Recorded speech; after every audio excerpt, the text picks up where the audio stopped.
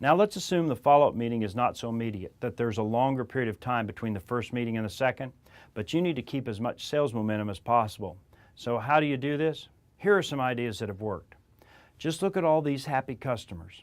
A third idea for maintaining momentum between meetings is to communicate good news. If someone new buys your product, it's a good idea to share this with your follow-up prospect by phone or email. You can also communicate current customers' success stories about your product. Let your prospect hear that someone they know, if possible, is having success with your product, service, or program. This third-party success story is a great way to ensure you keep your momentum into the next meeting. Almost anything you can think of to keep in the prospect's mind during the break between meetings is good. Notice I said almost anything. I wouldn't recommend stalking. But you do have many legal ways to keep communication going to keep you fresh in the prospect's mind.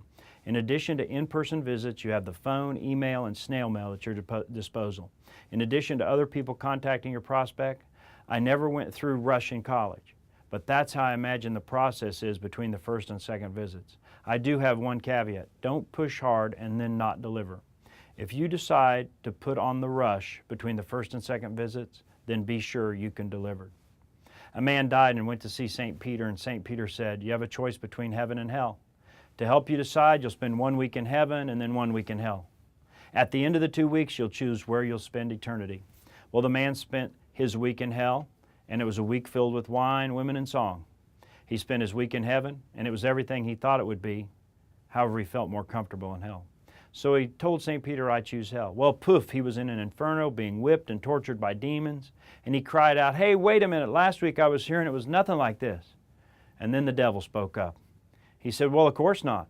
Last week you were a prospect. This week you're a customer."